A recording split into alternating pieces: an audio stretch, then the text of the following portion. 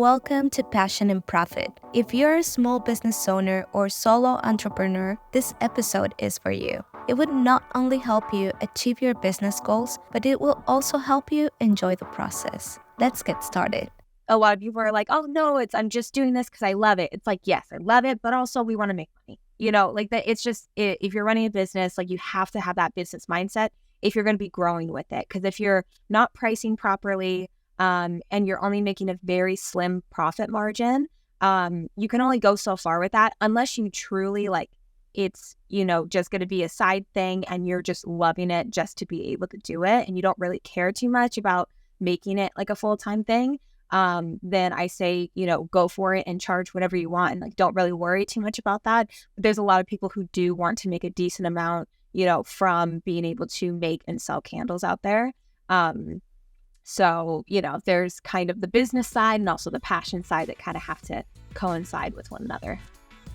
Passion and Profit with your host, Dalmith Morales, the podcast for makers and manufacturers. Hi, everyone. Welcome to Passion and Profit. I'm your host, Dalmith. This podcast is created by Inventora, the all-in-one inventory system for makers and manufacturers. Today, I'm really excited because we're going to be chatting with Erica Morris. I know that probably you guys have seen a lot of videos from her, and we have been working from her since the very beginning. She is a candle business owner and content creator with more than 3 years of experience in the candle business industry. And today, she's going to share all of her journey, her experience being a small business owner, and of course, being a content creator. That is something very interesting for all of us. So, Erica, welcome to the podcast. Thank you for accepting our invitations. We're so happy to have you here. Oh, absolutely. Thank you so much for having me. I always love being able to talk anything and everything business and especially, my business candle related stuff. So I really, really appreciate it.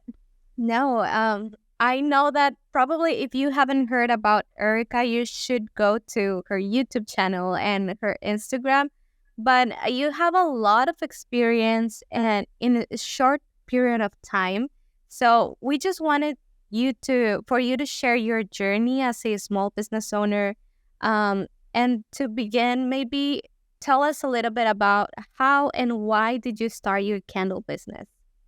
Yeah. So when I think that there can be two different kinds of people when getting into starting a candle business. Either you're somebody who loves making candles and then you have this idea of maybe I can turn this into a business.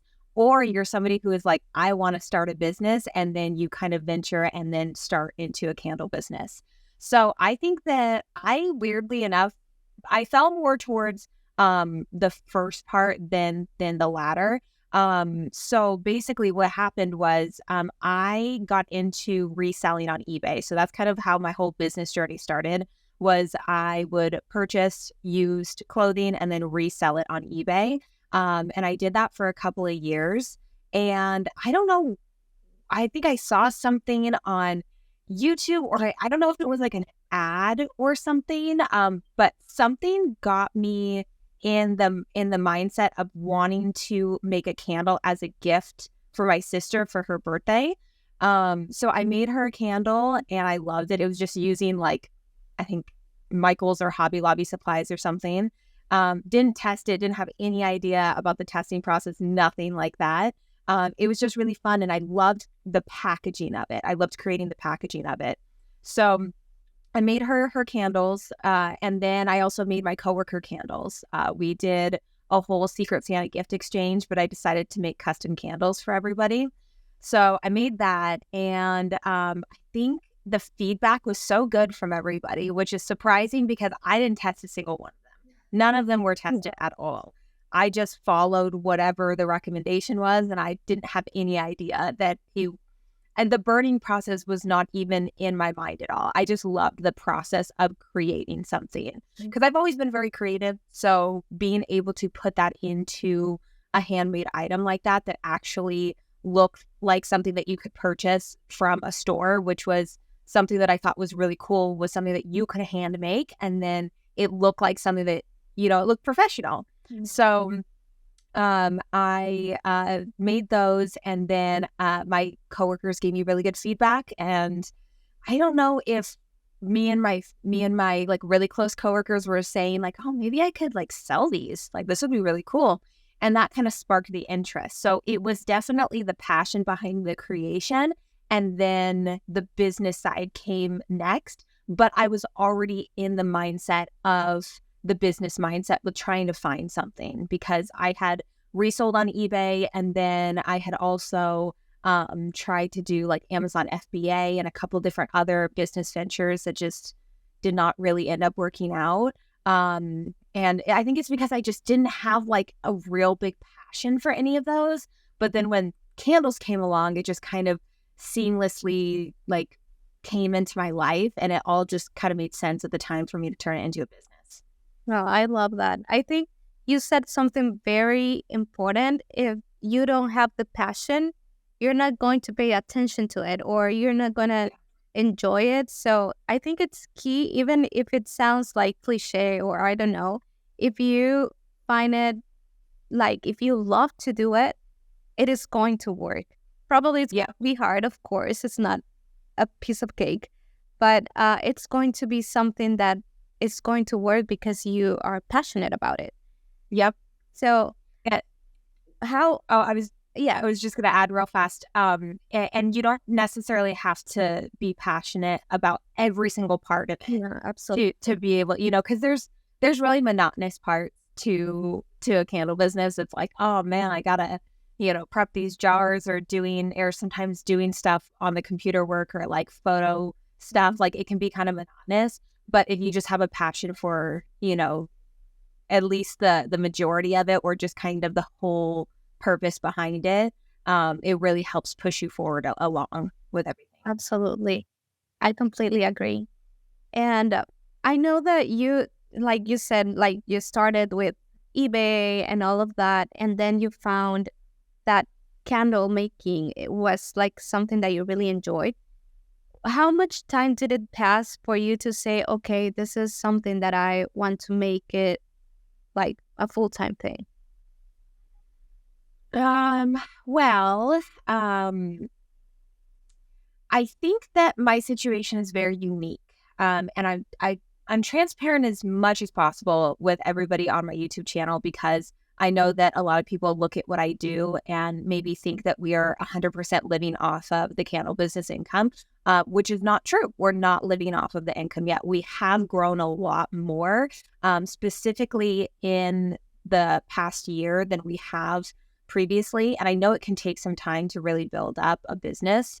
But when it comes to going full time at it, I actually basically supplemented my day job with YouTube. So as soon as I was able to earn income on YouTube back in April of 2020, that was when the whole pandemic was going on, the craziness was going on. And I really took a risk of being like, is my YouTube channel going to grow enough to where I can quit my job? When I quit my job, I was making maybe a third of what I was making from my day job. And I just hoped that it would increase. And luckily it did. And it basically is a way for me to kind of fulfill so many different things at once. It's crazy what YouTube has done. It's more than just an income coming in to supplement. It's able to fulfill a whole other aspect that I wouldn't be able to get just from my candle business, because for the longest time, I wanted to be a teacher. I actually had gone to school to become an English teacher, changed my majors a couple different times, and realized that I wanted to take a break. And that's when I started doing reselling on eBay, and kind of got more into the business and entrepreneurial type of mindset. But YouTube really kind of fulfills that teaching desire that I've always had. So it's more than just that supplemental income, but it is a way for me to be able to stay home and work full time on the business. But because YouTube is also work, it does, take time away from the business, just like a day job would, and you're working you're trying to work at nights or whatever on your business. But it being able to stay home, and now that I have my son, it definitely is also another huge benefit of being able to just kind of combine all of these things together. But yeah, YouTube is incredible. I love YouTube so much. Again, not just for the income that it brings, but also the community we've built, and that desire to really have a passion for teaching and also a passion for the candle business, and being able to merge those two together have just been the best thing ever. And I couldn't ask for anything else. I would not want to do anything else. It's just the best. Wow. I love that. And I think for you, when you started your business, you never imagined that YouTube could be something that you can live, like bring an income, right? Yeah, like I think at that time, so back in so I was actually making videos about reselling before I ever made videos about candles. So I was documenting my journey of reselling on eBay.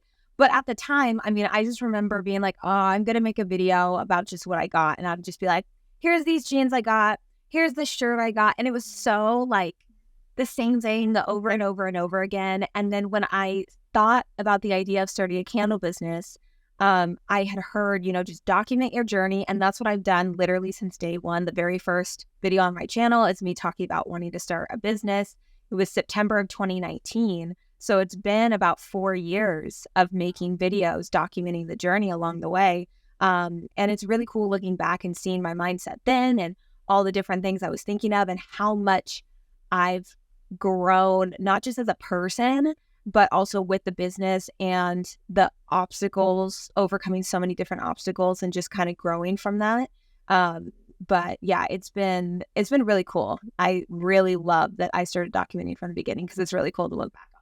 Yes, I have watched your videos, and honestly, it's very like entertaining, and you also learn a lot of things. So I would like for you to share just a little bit more about your experience and your journey with social media. I know that you already talked a little bit about YouTube, but do you focus on Instagram or TikTok, or how do you say, okay, YouTube, it's my thing, I'm not gonna cover Instagram, or how do you manage all the social media platforms? Yeah, I think that what can be really overwhelming with people in the beginning when they get started is that there's so many different options of social media. And a lot of times you think you have to be every single place. And what can end up happening is that you're trying to be everywhere and then you're only giving like 10, 15% to everything. So right now, I got to say YouTube is like, it is a big part of my social media, but second to that is definitely Instagram. So when it comes to Instagram, I focus a lot on community engagement. So again, my situation is a little bit more unique because I do have a lot of other candle business owners that follow me, as well as customers and candle lovers and local clients that we've gained from doing local markets and stuff like that. But I just merge it all into one. I say that the information that I share out there, I've had people talk to me at markets before and they've, looked into my Instagram, looked into my YouTube, and they love the fact that I share so much. And that makes them, feel more connected to our brand even more. So I think that being able to just really open up and share as much as possible has been probably like the best thing that I've done for the business. But yeah, social media management can be very challenging. I really always recommend to I'm like an Instagram story poster. I don't post a lot on like the actual feed, and I'll look, I'm like, dang, it's been like 3 weeks. I haven't posted anything. Should probably post something. But I post a lot of stories because it's really quick and easy to post something and just update. Or I love doing polls. And I think doing any kind of engagement like that really helps to keep people's mindset and attention on your brand. I think that constantly posting on stories is a less intimidating thing than constantly posting on the feeds, because you don't have to be as I don't know. I feel like when I make a feed post, I think about it a lot more than making a story. Yeah. Because you're thinking, okay, this is going to be permanent on here. The story is going to last 24 hours. So if it's just a picture that I just take with my phone and I'm just typing something on it, it's just that quick, engagement that can happen. And I think that has probably been the focus. So YouTube and then Instagram stories. I'm trying to get better about doing Reels and doing TikTok. TikTok, I have a love-hate relationship with, because as a consumer, I don't trust myself to not get sucked in for 5 hours. But as a business owner, I know that it's probably a good idea to still be active on there a little bit. So it is challenging because when you're putting your focus towards something, it's hard to put 100% into all these different social media outlets, and everything that you can possibly do with photography or reels or short form, long form, podcast. Like there's so many different things that you can do, which is kind of a positive and a negative because we have so many opportunities, but then there's kind of that like overwhelm and what do they call it? Analysis paralysis, or what is it called? Like you have so many options. I talked about it before. Like you have so many options, you don't know what to choose. Yeah, absolutely. I think it's a challenge, and when you start seeing other people doing new stuff, you're like, well, should I do it or should I try it? Yes. Oh my gosh, that's the thing is when you're online and you see so many other candle business owners, and for instance, like there are so many things that people will bring up that they've done, and I'm like, dang, I should look into doing that. And then your mind pivots. Yeah. So like I've heard so many people talk about Pinterest and how good Pinterest is. And I'm like, yes, I need to focus on Pinterest. And then I'll focus on Pinterest for like a day. And then I'll be like, no, wait, but I told myself I need to create more reels. So then I start creating more reels. And then I'm like, no, I need to focus on making more YouTube. Like there's so many different things, and your mind will go all over the place. And there's always going to be like the shiny object syndrome. That's what it is, where you think that the next thing is always better. Oh, this is better. This is better. And it can kind of make your brain feel like it's like going in like 7, 8 different directions. And then you're just trying to like revert back to the one thing that you're really focusing on. Because if you focus on that and you get good at it, and then you can move on to the next thing, but it's really hard because the novelty of things, the newness of something is very addicting. So you get that really quick kind of dopamine hit when you hear about something like, oh, like for me, I've heard, oh, TikTok shop is like this new thing. And I'm like, oh man, should I be doing that? This sounds great. This is like new. And then I'm like, wait, no, Erica, you're working on this right now. Like make sure that you're, finishing that first before, reverting your attention to something else. But it can be really hard with how much there is out there. Yes, and you can end up doing nothing. So I think exactly even worse. You're so overwhelmed. You're like, you know what? I'm so mentally overwhelmed. I'm just going to wait and then I'll figure it out later. And then you end up not doing anything. Or you want to do it so perfect that you keep procrastinating. Like I do that all the time with so many things. If it's not perfect or if it's not exactly how I want it to be, then I feel like it's completely terrible and I might as well not even do it because it's not perfect. And yeah, that can be a challenge too. Yeah, definitely. Now that we were talking about all of those things, I know that you have been in business like 4 years now, right? Almost, yeah, March will be 4 years. Yeah. Okay. So, and I've seen that the candle business area, and it has been growing a lot, right? And I see that many people are doing candles, also soaps and all of that. But yes, how do you stay competitive in your industry now? I'm a big believer that no matter how many other businesses are out there, and I know there's some people who are like, I don't know about that. I really do think that everybody, no matter what, you as an individual, you starting your business, however you choose to do it, the decisions that you make, the products that you create, the way that you market, the way that you structure your business is always going to be a unique edge over anybody else. And your unique story is always going to be your unique edge. And when you look at trying to stand out amongst the competition, for me personally, I just keep sharing and being the face of the brand, because I knew that when I started the company, I didn't want to just be a logo. I didn't want to just be the name of the brand and be completely separate. That's why, the whole premise of how I started the company with candles was the story behind all the scents and how personal it connected to my life and my childhood and my family. And I really wanted to be able to share that and really continue to share. And I think that being able to give your customers the opportunity to get to know you as an individual will always put you above the competition and stay competitive, because people will start to connect your product with you and want to support you as a person.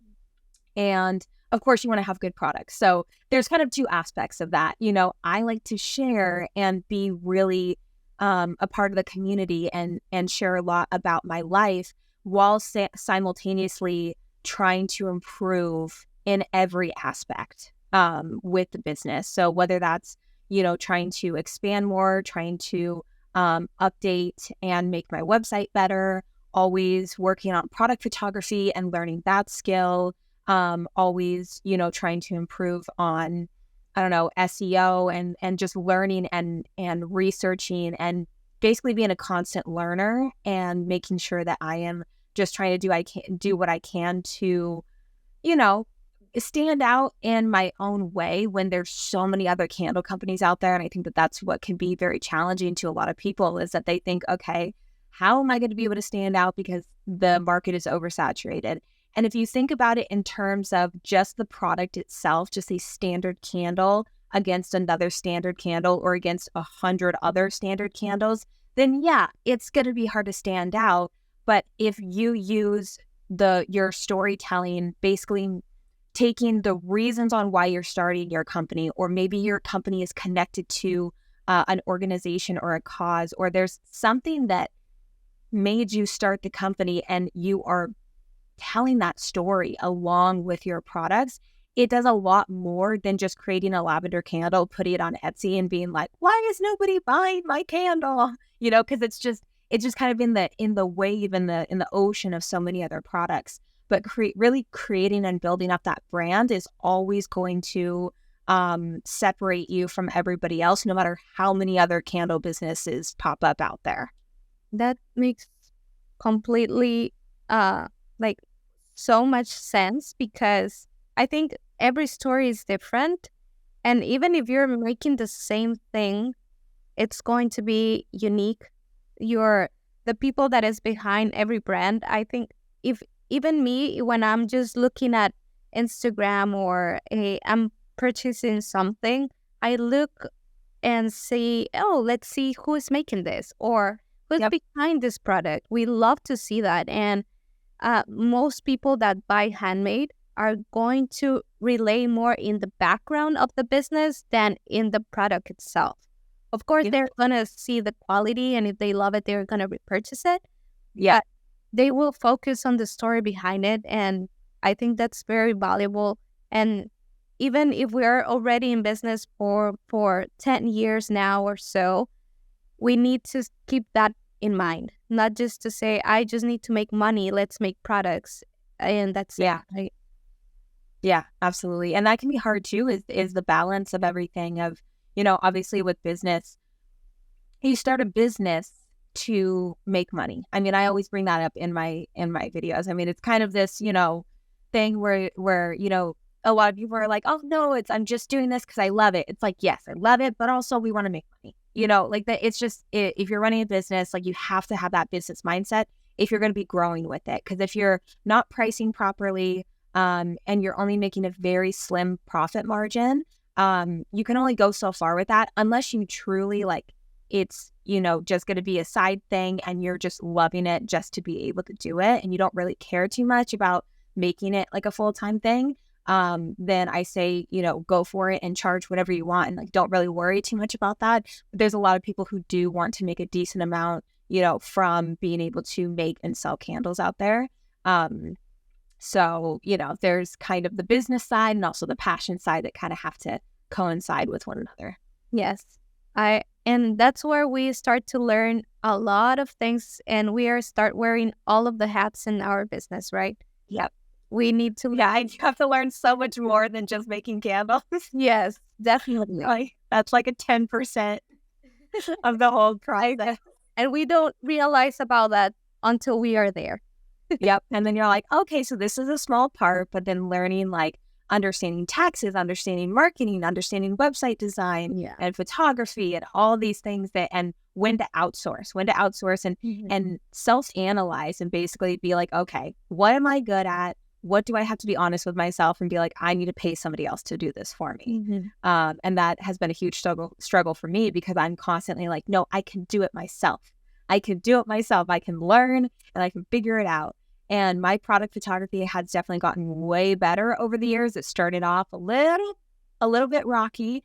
And that was just something that I learned to really, really love product photography and photography in general. I've learned so much about photography. I was even thinking the other day, I'm like, man, I was like, if anything ever happened and like I couldn't do this candle business anymore, like I've learned so many skills from this candle business that I would be able to take. Like I know how to take photos. I know how to edit, photos. I also understand bookkeeping a lot more. So it's really interesting, all the different skills that you learn in the process that you don't think. You're thinking, I'm going to start a candle business, I'm going to start a soap business, and you're just looking at that handmade item. But the business side has like, I don't know, 25, 30 different extra things that you're learning throughout the process where, making sure that you're creating a good product is one thing, but running the business is completely separate. Yeah, absolutely. And I think that's an advantage that most people don't get to do. When you're a small business owner, you learn so much that you are able to do a lot of things. So I think that's really good. Now, that we are talking about like candle business and all of that, I saw that you also started using Fair and do wholesale. I would love for you to tell a little bit more about that. Yeah, so I gotta say, I think that this has been one of the most exciting and like proud moments of the business, I gotta say. And it's only because it's something that I decided to do and started kind of completely from scratch because I'm not going to lie, when I got started with the business, I was already talking about it on YouTube. So I was already kind of advertising in a sense about the business before I even opened up. So when I launched, I think I got like maybe 7 or 8 sales the first day that I launched, which is not very typical when you're launching a business. So I, didn't realize it at the time that was kind of marketing towards that. But when it came to Fair, this was something that I didn't talk about yet on my channel. I was like, you know what? I am starting this without I just want to see, are my photos going to be good enough? Is my SEO going to be good enough? Is the way that I'm setting everything up going to be good enough to stand out? And we have done so well. We started back in mid-July of this year. We're now almost at 100 orders, and it has been so good. I can't even express like how happy I am that I gave it another chance, because I got started on Fair, I think back in 2021, and I put maybe 5% effort into it. I just threw some products up. I don't even think I put like a brand story. I didn't put anything about, it was just a logo, our logo for it and everything, just some basic photos. And I didn't put that much effort into it, and I got 0 sales.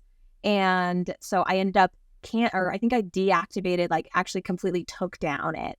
And then it took me 8 months to get back on the platform again. So once I did, I really gave it my all, and it was right when the summer market hit. So we were able to, have a sale. And I think that really helped to be a new seller on there, and also having the summer market coming up too. That really helped to boost us, I think. But also I worked really hard on having a full catalog, the photography, the brand story, having it be personal. My photos on there talking about, Chris and I, and being in the small apartment, and just, making it work with the small space that we have, and just really bringing more of what I've always known to, with a small business, is connecting back to sharing as much as possible. And I have had retailers, say, comment and respond and basically say they love reading the brand story and they've connected to it. And I think that there's a huge market out there, again, for the storytelling aspect. But Fair has been amazing. And it has really helped to expand the brand as much as possible, getting into retailers that we would have never gone into if it wasn't for this platform being able to connect the wholesalers and the retailers together. So I think it's maybe a little over 50, like 50 to 60 retailers across the US. I've been able to switch over all of my current wholesalers onto the platform, so it's all kind of seamless onto there.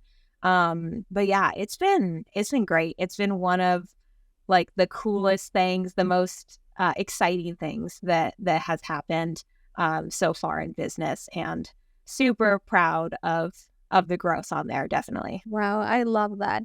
Did you have to make a lot of changes? Because I know that with Fair, you have like the quantities that they're asking for is like they're bigger quantities than a normal purchase. Did you have to make something different in your business to adjust to that?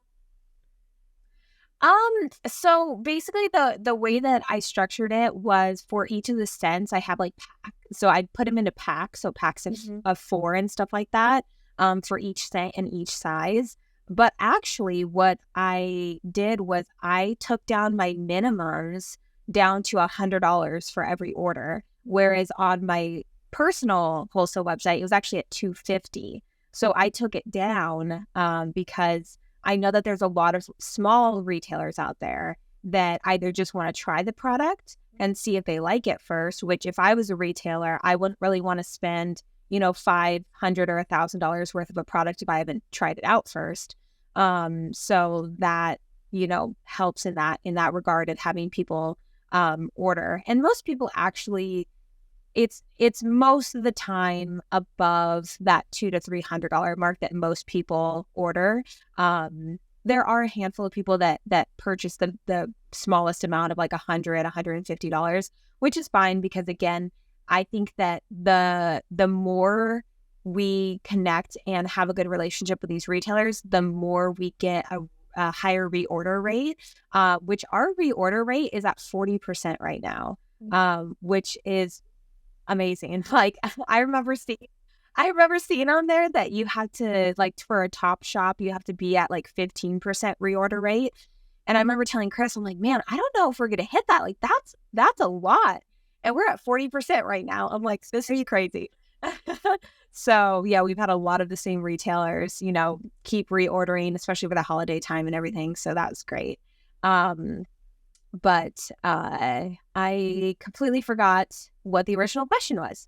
Oh, that if you did have to make some tweaks or adjustments to your budget. Oh, yeah. Yeah. So we actually have an entirely different label design for wholesale than what we have on our regular retail website.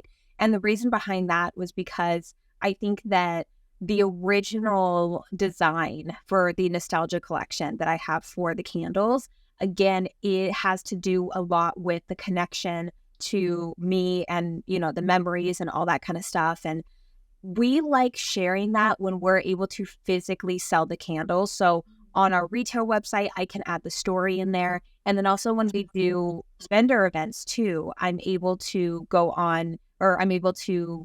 share it in person with the people that shop from us. But when it comes to distributing that, to other places, I just don't know how well that's going to translate when we're not able to be the ones to sell. So I did do a completely different label design, same sense, just a different label design, which I love doing because again, it kind of was able to spark more of that creative aspect coming back. And it's kind of like an alter ego kind of like regular Memory Box Candle Co. products. It still has our name and it's still, connected to us.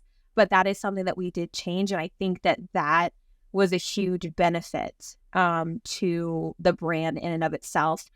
We have a very minimalistic design, a very clean, kind of modern design. And a lot of the shops that tag us, and I'm seeing the shops that they're in, I'm like, yes, that's exactly what the kind of shops that I've always wanted our candles to be in. So that's always been so exciting to see. And also we've been in, corporate gifting boxes, which is really cool.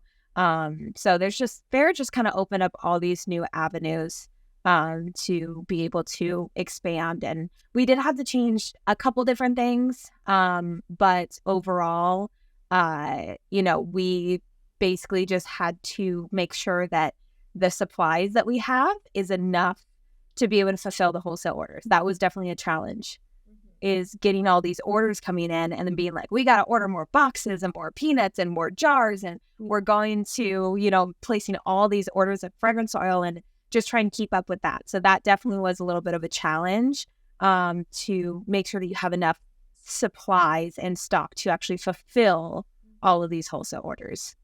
Yeah, it's crazy. But I am also a small business owner. And when I started doing wholesale, I was like you, I was loving it. It's a lot of work, but yes, it's so good that you start enjoying it so much. And seeing that it's working, it's even better, right? Oh, yeah. And the best thing about Fair is basically, being just these orders are just kind of coming in and coming in and coming in. And a lot of them now are reorders. So that is what I've always wanted, is just that more consistent income coming in. Because when you are selling, direct to consumer, you don't have as much of that predictability of the sales coming in. We have our retail sales on our website, but being able to connect with these retailers and have them reordering, like we're having people reorder sometimes twice a month now from us. So that helps to have more of that consistent, almost predictability, but still not predictable, because anything in business is never going to be predictable, but a little bit more than you would with like the retail side. Yeah, I love that. No, I think I'm going to just ask you the last question, because we can, I know that we can keep talking and we're going to support everyone. But I know that you are a mom now, and I know that probably something changed with your business. And how do you handle being a mom and a business owner so far? With lots and lots of help. Like there is no, like I cannot take credit for like most of the business now, I swear. Like up until this point, yes, a lot of the building, a lot of the behind the scenes. My husband, Chris, makes all of the candles, does all of the shipping, does everything with Inventora. He knows Inventora better than I do. He does all the inventory management, all of the shipping, all of the making. And he is a massive part of the actual production part for the business. And then because I gotta say, I think I always knew, yes, having a baby, it's a lot of work, all this kind of stuff, but you don't know until you go through it. Like you don't know until you have your baby and you're like, okay, so this is a lot. Like I'm spending, a half an hour trying to get you to go down for a nap. And, in that half an hour, technically you could be doing something for the business, so there's this split that I'm trying to be like, okay, it's okay for me in this season of life to take a step back and have more, my husband take more control of this part of the business. And I mean, he's been doing that since, my whole pregnancy, because being pregnant, I was like, I don't want to do any of this. Like, I think I made some candles and I'm like, I can't do this as much as he can. He has way more stamina to make, 80, 90, 100 candles at a time than I can now. But with lots of help, lots of, I want to say that my time management is slightly better now than it was pre-baby, because I have to take advantage of the time that I have. And it's usually in blocks of time, which helps somebody like me who has more of like an ADHD brain, where I will either get lost in a task for like 7 hours, or it takes me forever to even get settled into a task. And I know that block timing can really help with that. And with a baby, that can really help because, when he goes down to sleep, he goes down for a nap. I'm like, okay, I have anywhere from like a half an hour to like an hour and a half to get something done. And I'm really focused on it and trying to get it done. And a good thing is that a lot of what I do in the business side has a lot to do with like the computer work now, which is very helpful with having a baby because, when he's down, it would be on the computer versus, having to physically do something. So it's definitely challenging. I think I underestimated how challenging it would be, but I wouldn't change it for anything because I love him so much and it is the best thing ever. I just have to give myself so much grace and be like, you know what? If I'm just laying down with him while he sleeps and this is all I can do right now, then this is all I can do right now. I used to never just kind of lay around and do nothing. Not that I'm doing nothing, but it definitely is a big, huge change. But again, I wouldn't change it for anything. It's the best thing. I can't even explain how much it's the best thing ever. It's the best thing ever. Oh, I love that. And I think help is the key to transition into a mom and business owner. And it's hard sometimes because when we are small business owners, we want to do everything by ourselves. Yeah. Because probably no one is going to do it like we want to, or we do it better than everyone else. And then when you start delegating and outsourcing things, you say, hey, it's working. Less stressed. I have more time with my baby. And I think that's something that we really need to have in mind, that outsourcing and relying on others, it's completely fine, right? And there's the saying of it takes a village to raise a child or whatever, a baby. And that is so true, even when the mom is not also working. Just when the mom is just a stay-at-home mom, she still needs help. It's not like, oh, well, you can do everything because you don't have anything else to do. There's still so much that goes into it. It's so much. I feel like I balance so many different things now, but I've always been pretty good at multitasking. So I'm trying to just utilize that and also just live in the moment and be okay with being like, you know what, I have to answer those emails, or I have to work on this, or, oh, there's, that email I have to send out, or I have to figure out this sale that's coming up and I got to work on YouTube videos, whatever it is. There's so much on my mind. And I have to just sometimes be like, it's okay if I just don't worry about that right now and I'm just playing with him or whatever it is. There's just so much that I just want to make sure that, I'm doing the best I can with keeping the business going, but then also not losing sight of enjoying the moment that we're in right now with him being so little, because he's only going to be so little for so long. He's already growing like crazy. He's already growing like crazy. So, yeah. I love that. Thank you so much. I think everything that we covered, it was super interesting, very helpful. And to listen to others, his story, it's so refreshing. And I know that people are going to enjoy this episode. So I think if you want to leave everyone with a final advice, what would it be? Gosh, I would say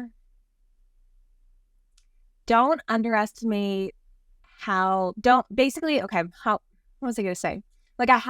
Thinking of something. So I would say if you are wanting to start a business and you're scared about starting, I would say that you never know what you're capable of handling until you actually go through it. And just like with being a mom, I had no idea what I was doing. I still am learning. Only about almost 4 months in, still learning all the time. But you really don't know until you go through it. And there's so many obstacles that are going to come up. And don't let that stop you from continuing to move forward, because you as a person, you're going to grow so much more through those obstacles and through the constant learning that you do as a business owner. And there is so much personal growth that happens when you start a business. It's not just starting a business and wanting to make money from it. There is this entire change and personal growth that you go through as a business owner, because there are things that are so challenging and you might be like, I can't do it. But if you just take a moment and take everything as it comes and learn to overcome it, it's going to give you so much more confidence. And that is what's going to propel you forward in your business. It's not a lot of things that are external. A lot of it is internal in you, because you are the only person that's going to move forward and push you to continue to succeed in your business. And the only way that you can do that is by overcoming all the little obstacles that come along the way and building that self-confidence to keep going. I love that. Thank you so much. So everyone, there you have my conversation with Erica. Go check out Erica and her business in the link of the show notes. I hope you find this episode helpful. Don't forget to subscribe, give us a follow. And if you like the episode, please share it with your friends. Thank you for being here, and until next time.